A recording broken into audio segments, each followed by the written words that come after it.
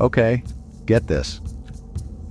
The story starts in this gigantic, creepy mansion. It's the kind of place with secret passages and weird statues everywhere. You know, like if you won the lottery and just bought everything on eBay. The owner of this place is a super famous mystery writer named Harlan Thrombey. He's rich, he's old, and he's just celebrated his 85th birthday. The whole family was there. His kids, their spouses, his grandkids, everyone. It's a big party, right? But then, the next morning, disaster strikes. The housekeeper finds Harlan and he's dead. It looks like a suicide, but things are never that simple, are they? So the police show up and they start asking questions. Everyone in the family looks super suspicious. You've got his daughter, Linda, who's a self-made real estate mogul, even though she got $1 million loan from her dad. Then there's his son, Walt, who runs the publishing company but really wants the movie rights to his dad's books. And don't forget his widowed daughter-in-law, Joni, who's been getting double tuition payments for her daughter, Meg. The whole family is just a mess of secrets and entitlement. They all act sad, but you can totally tell they're more worried about Harlan's will than anything else. Now the police are doing their thing, but there's this other guy hanging around. He's just sitting in the back, quiet, listening to everything. This is where it gets good. This guy is Benoit Blanc, a world-famous private detective. He's got this crazy southern accent that's so thick you could spread it on a biscuit. Nobody knows who hired him, not even him.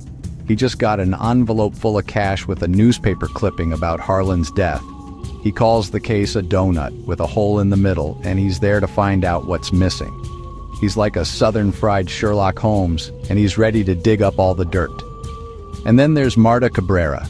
She's Harlan's nurse and his closest friend. She's sweet, she's kind, and she's the only one who actually seems to care that Harlan is gone. She has this weird little quirk, though. She physically cannot lie. If she tries to tell a lie, she throws up. Like, for real. Projectile vomit. It's hilarious and also kind of a problem when you're caught in the middle of a murder investigation. Blanc realizes this pretty quickly and decides to make her his Watson, taking her along to help him interview the family. He thinks she's the key to figuring out what really happened on the night of the party. So, Blanc starts his investigation, and he's peeling back the layers of this family like an onion. And let me tell you, this onion stinks. He talks to each family member one by one, and they all have a story. They all say they loved Harlan, but their stories don't quite add up. They all try to point the finger at someone else. Linda's husband, Richard, was caught cheating by Harlan. Joni, the lifestyle guru, was caught stealing from him. And Walt, the son, got fired from the family business right before Harlan died. Everyone had a reason to be mad at the old man on the night he died. Meanwhile, poor Marta is freaking out because she has a secret, a big one. She knows what happened that night, or at least she thinks she does. She accidentally mixed up Harlan's medications and gave him a massive overdose of morphine. To protect her from getting into trouble, Harlan came up with a plan to make his death look like a suicide. He gave her specific instructions on how to sneak out of the house without getting caught so nobody would know she was there. It's a crazy, heart-wrenching scene. He was trying to save her, even in his final moments. Now Marta is stuck. She's trying to follow Harlan's plan and cover her tracks, but Benoit Blanc is sticking to her like glue. It's so stressful. He's asking her all these questions, and she's trying so hard not to lie and, puke all over his fancy shoes. She's sneaking around the mansion, trying to destroy evidence like a security tape, but things keep going wrong. She even gets into a car chase at one point. It's like a comedy of errors, except, someone is dead. She's just a good person caught in a terrible situation, and you can't help but root for her. The family, of course, is a whole other story. They are just awful. Once the will is read, things get even crazier. Harlan, in a final twist of the knife, leaves everything to Marta. The house, the money, the publishing rights, everything. The family goes nuts. They go from pretending to like Marta to showing their true colors. They become nasty, threatening, and manipulative. They try to convince her to give up the inheritance. They even threaten to expose her mother as an undocumented immigrant. It's a total meltdown, and it shows you just how greedy and terrible these people really are. Just when you think things can't get any more complicated, they do. Marta gets a mysterious blackmail note.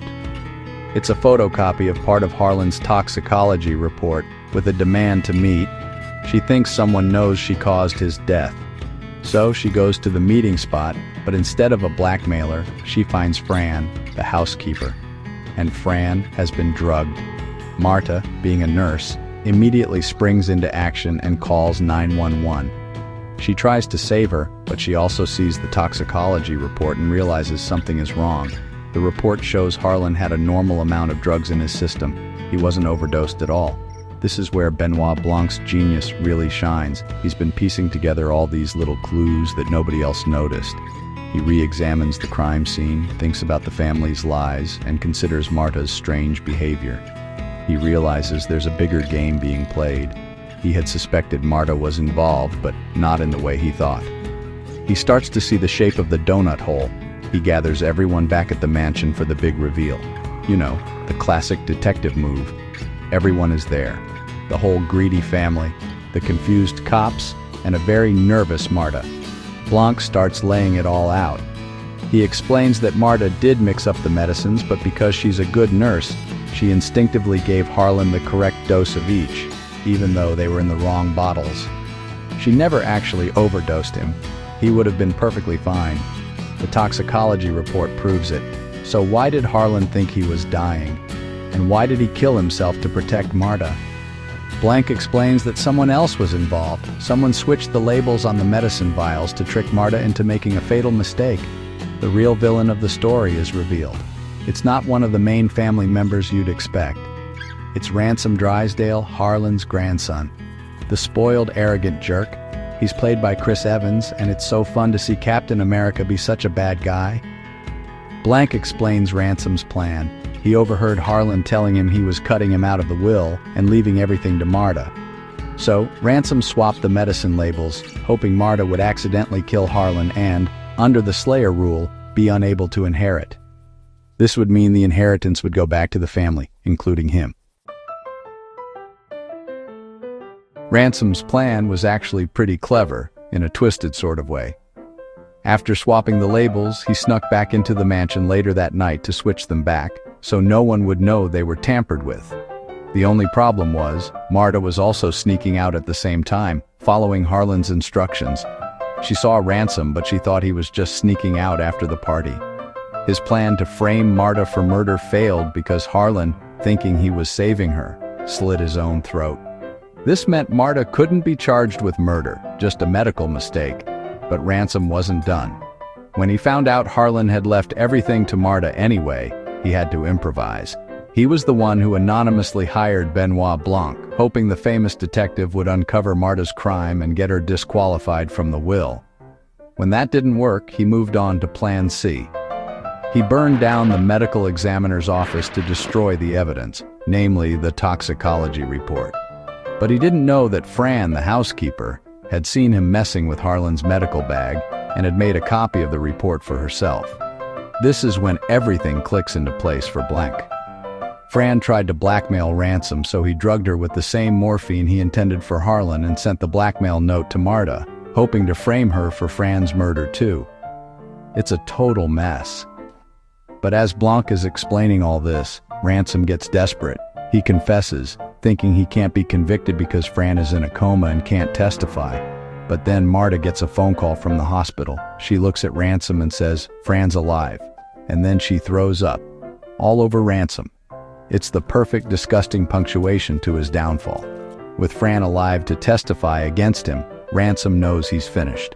In a final childish rage, he grabs a knife from his grandfather's crazy knife-thrown thingy and lunges at Marta. But, and this is the best part, it turns out to be a prop knife, a retractable one from a stage set. It just collapses harmlessly. It's a perfect funny end to his pathetic attempt at power.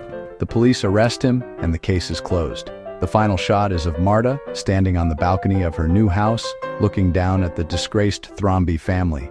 She sips from Harlan's favorite mug, which says, "My house, my rules, my coffee." It's just perfect. Absolutely perfect.